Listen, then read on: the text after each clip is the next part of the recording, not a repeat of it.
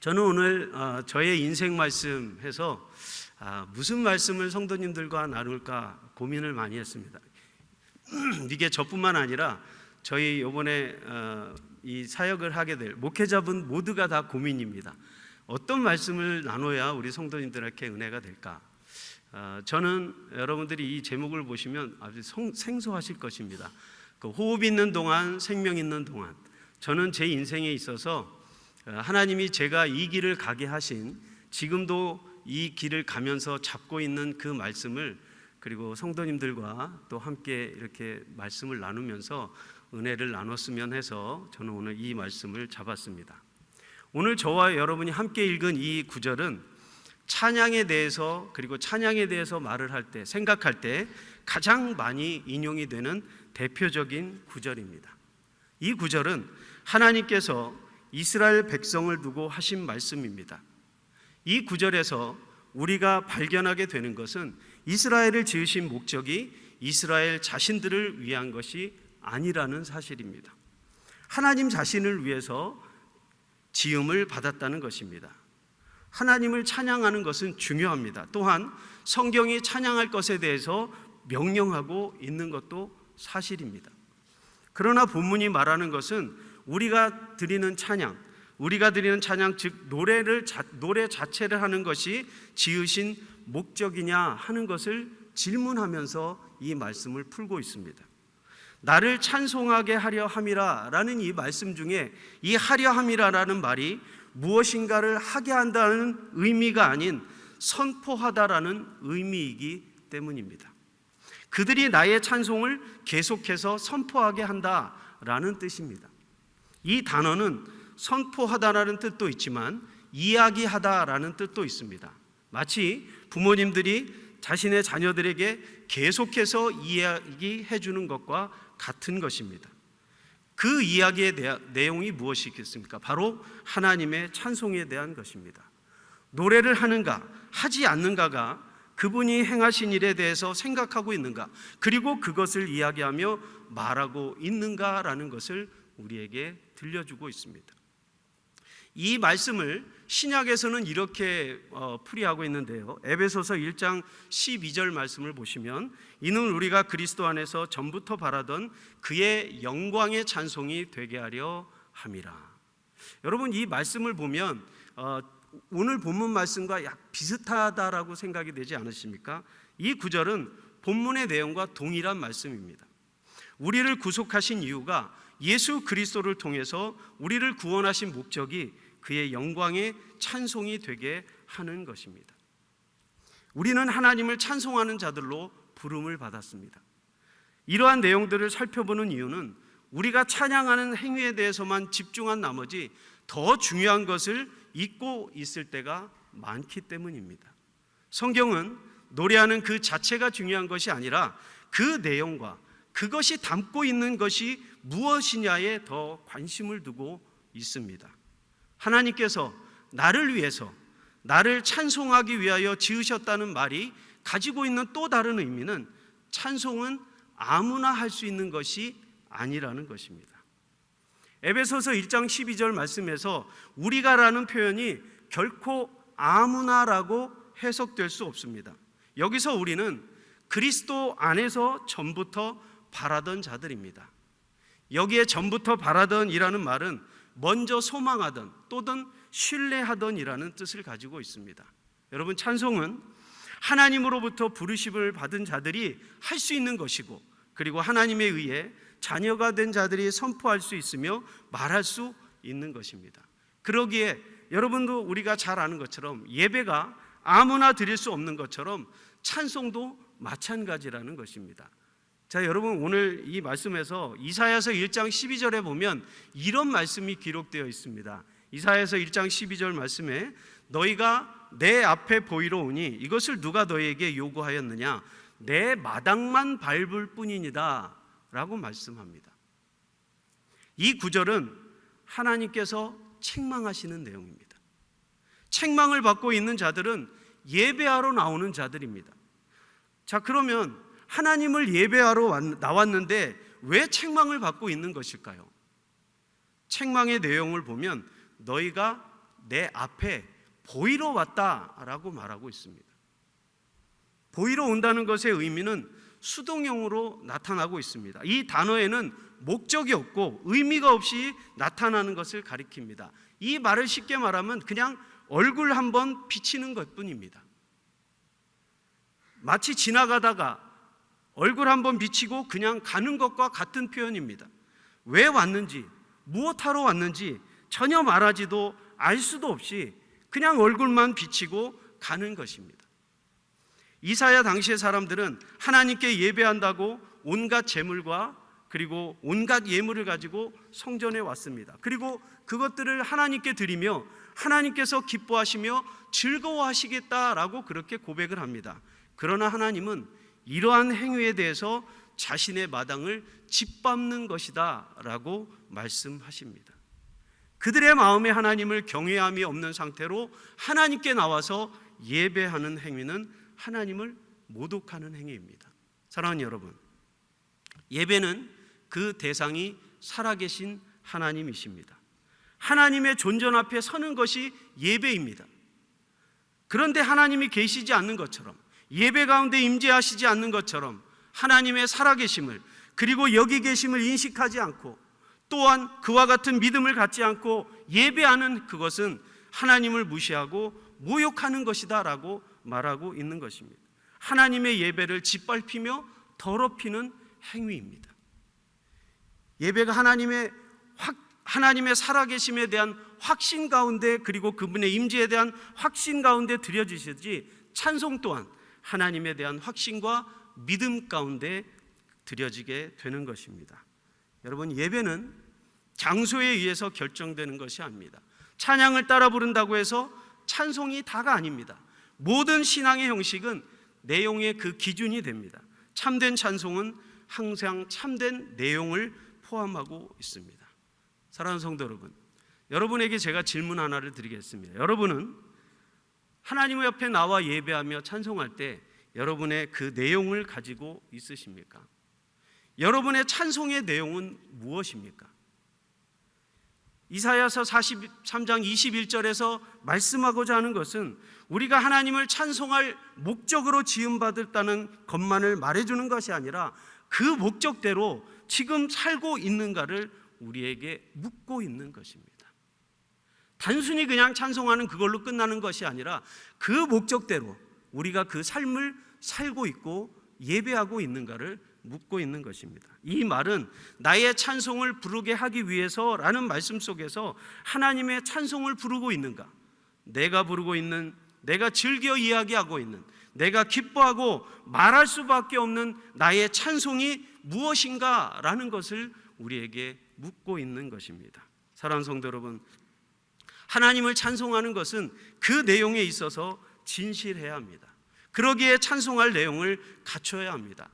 찬송의 내용을 갖춘다는 것은 하나님을 경험하며 그분을 만나는 일이 있어야 하는 것입니다.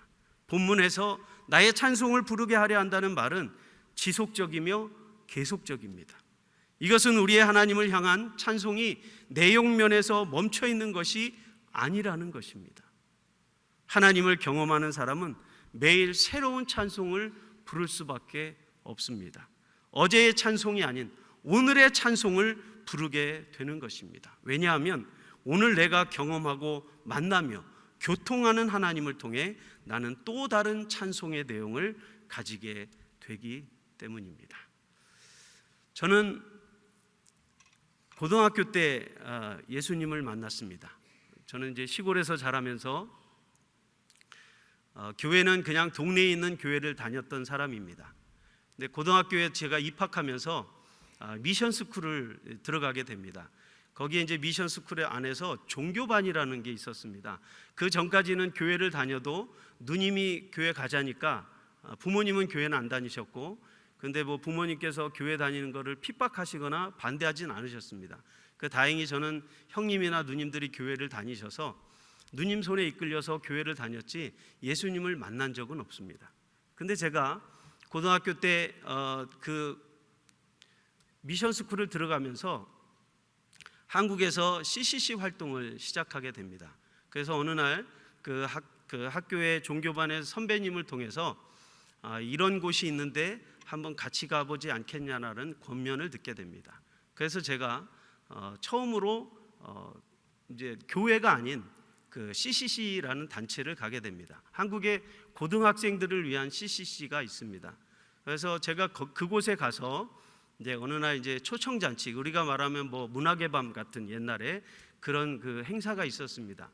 근데 그날 제가 그 CCC에 가서 대강당에서 그날 환영회를 하다가 어떤 것을 보여줬냐면, 여러분도 아마 보신 분들이 있으실 겁니다. 예수 영화를 상영을 해줬습니다. 지금 전 세계에 CCC를 통하여 전 세계 한 몇십 개국의 언어로 이렇게 번역이 돼서 그 영화가 지금도 많이 복음으로 전해지고 있는데, 그 영화를 제가 보게 됩니다. 예수님의 일대기에 대한 영화, 뭐 성경에서도 잘 몰랐었기 때문에 그 예수님의 일대기를 보면서 별로 그렇게 잘 모르겠더라고요. 뭐 믿음도 제대로 없었으니까. 근데 제가 그 영화를 보다가 한 장면에서 그만 심장이 멎게 됩니다. 그러니까 제가 죽었다는 얘기가 아니라 쇼크를 받았습니다. 그 장면이 뭐였냐면, 예수님이 십자가를 지시는데, 예수님이 십자가를 지시고 땅에 엎드리셔서 손과 발에 못을 박히는 장면이었습니다. 딱 3번 그 영화에 들립니다. 못을 박히는 장면이 탕, 탕, 탕, 망치 소리가 3번 들렸습니다. 저는 그날 저희 교회만치나, 저희 교회보다 더 클 수도 있겠네요. 그 큰 강당에서 큰 사운드로 예수님이 십자가에 못 박히시는 그 탕탕하는 그 3번의 소리가 제 가슴을 치게 됩니다. 그리고 저는 거기서 모르게 예수님을 만나게 됐습니다. 그 십자가, 남들이 보기엔 아무것도 아니었는데 그 예수님이 십자가에 달리신 그 못자국에, 그 못 박히는 그 3번의 소리가 저에게 예수님이 노크를 하시는 소리로 들렸습니다. 그래서 그 영화가 끝나고 예수님을 저는 제 인격적으로 만나게 됩니다. 모르겠습니다. 아마 여러분 성도님들도 아마 예수님을 만나셨던 다 그런 기억이 있으셨을 텐데 좀 특이하죠. 저는 예수님이 십자가에 못 박히신 그 못소리를 듣고 저는 그날 예수님을 만났습니다. 그 예수님을 만난 그 사건 때문에 저는 제 인생에 아주 큰 변화를 얻게 됩니다. 그래서 제가 그날 그 예수님을 만나고 저는 지금도 이 찬양을 부르고 있습니다. 우리 성도님들에게 이 찬양을 함께 나누기 원합니다.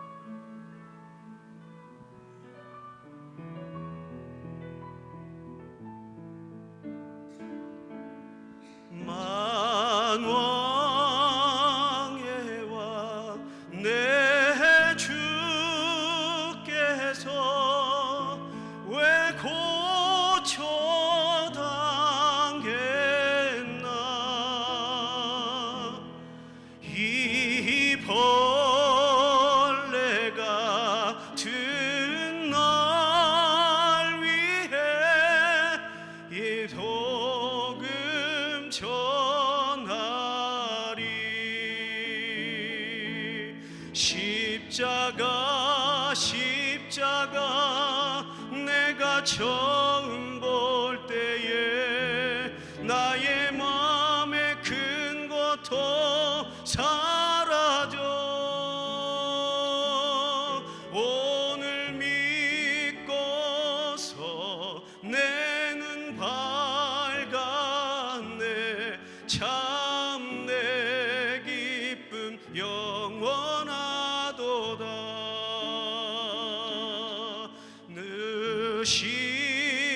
십자가 못 박힘은 속죄함 아닌가 그 그는 해 말할 수 없도다. 십자가 내가 처음 볼 때에 나의 마음의 큰 것도 사라져 오늘 믿고서 내 눈 밝았네. 참 내 기쁨 영원하도다.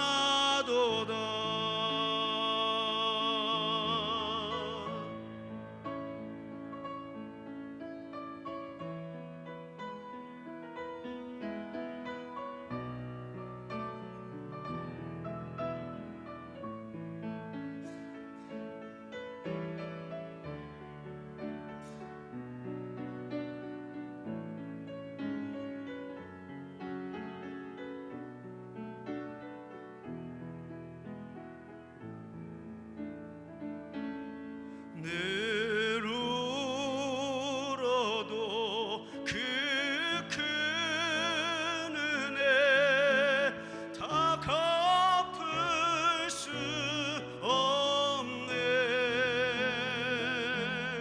나 주님께 몸 바쳐서 주의 일 힘쓰리. 십자가 내가 처음 볼 때에 나의 마음의 큰 것도 사라져 오늘 믿고서 내 눈 밝았네. 참 내 기쁨 영원하도다. 십자가 내가 처음 볼 때에 나의 마음의 큰 것도 사라져 오늘 믿고서 내 눈 밝았네. 참 내 기쁨 영원하도다. 우리 함께 고백합니다. 십자가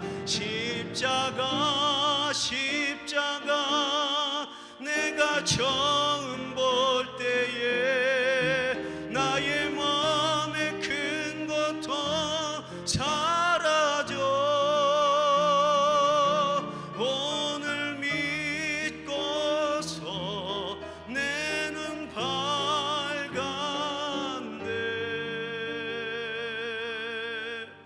참 내 기쁨 영원하도다.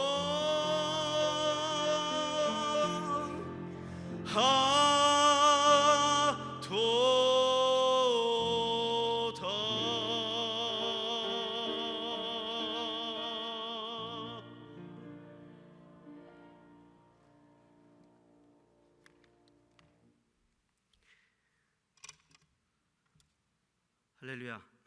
네, 주님은 그 십자가를 통해서 못난 저를 찾아와 주셨습니다. 그래서 그때부터 그 하나님의 일을 활동을 하기 시작했는데, 그러면서 제가 고2 때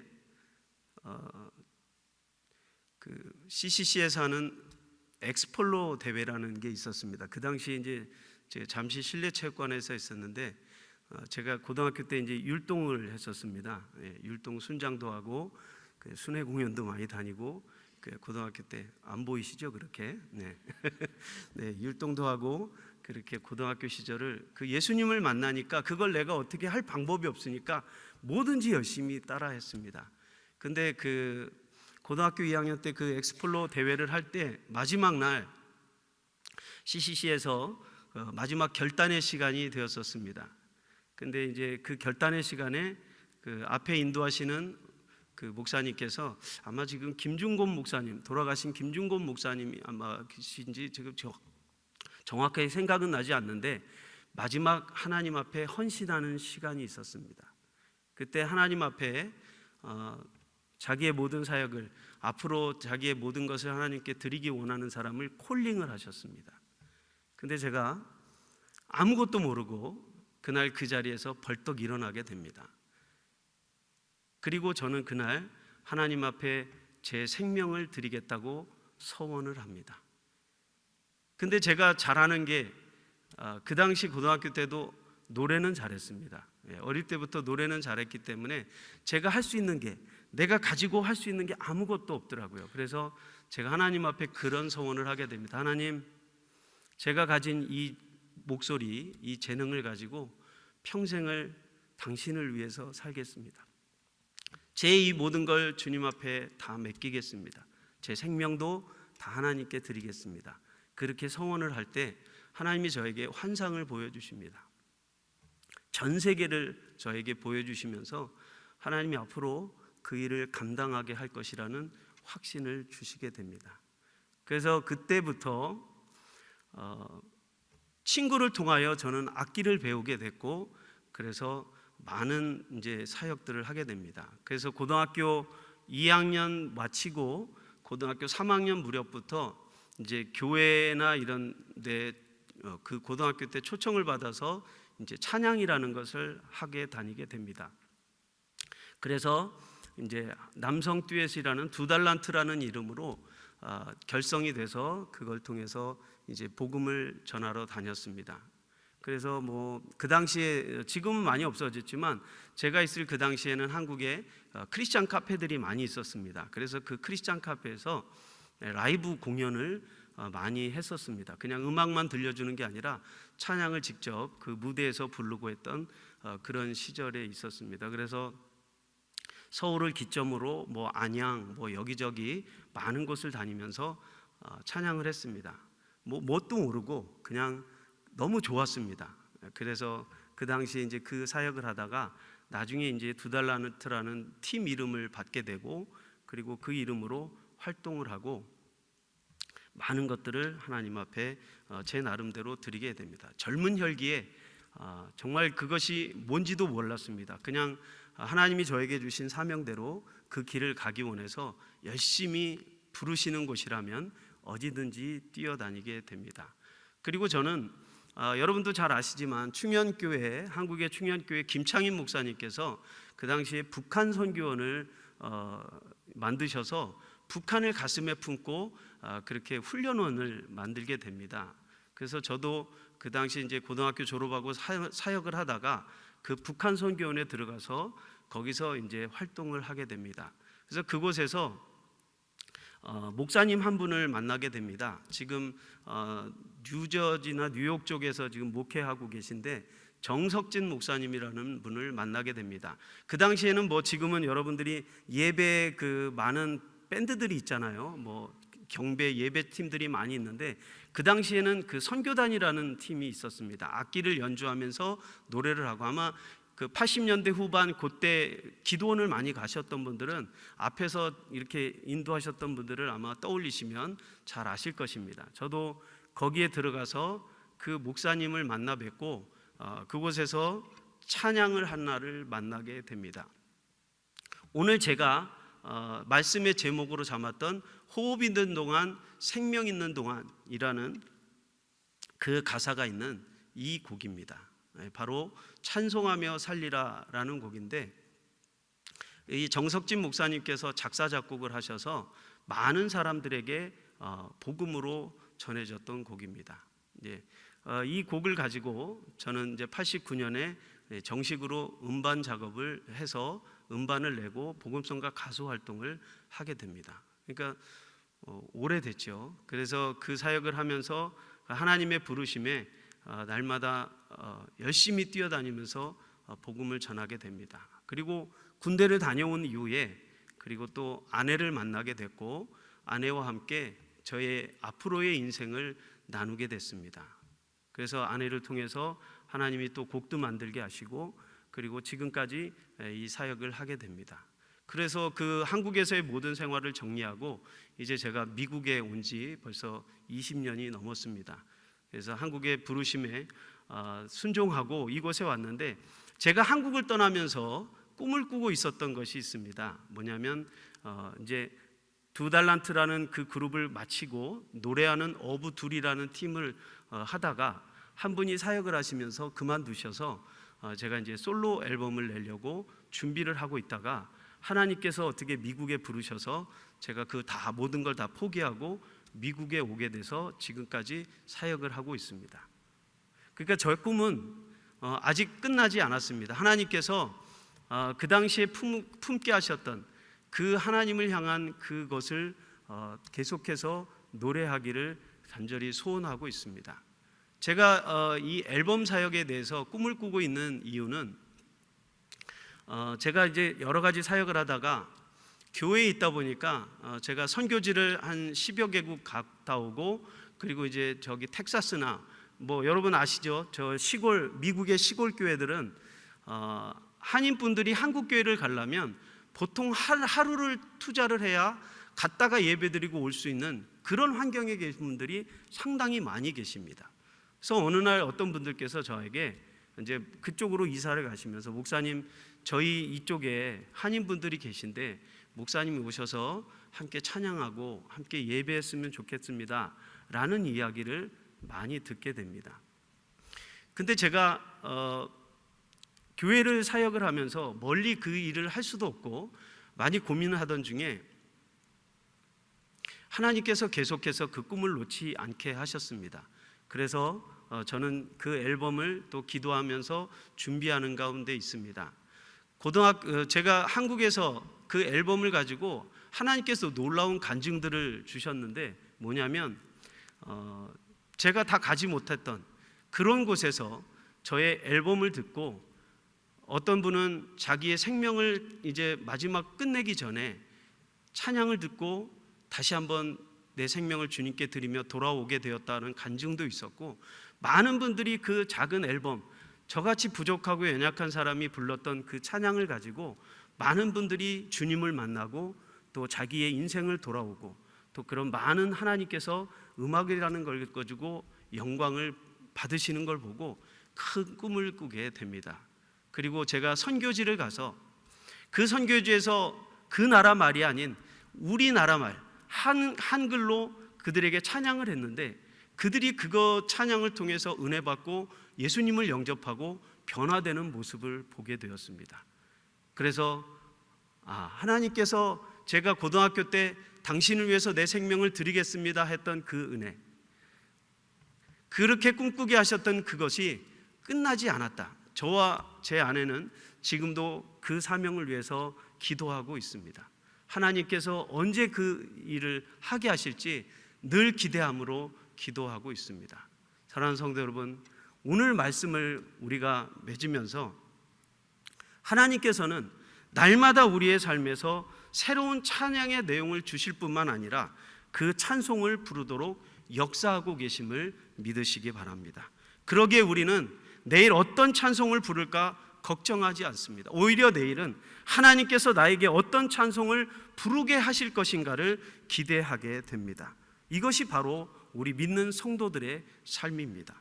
저와 여러분은 이렇게 하나님을 찬송하도록 지음받았다는 사실을 잊지 마시기 바랍니다. 그 목적에 따라서 하나님을 찬송하는 일에 힘을 다하는 저와 여러분이 되시기를 주님의 이름으로 축원드립니다. 그러기 위해서는 그분을 만나시기 바랍니다. 그분을 경험하시기 바랍니다.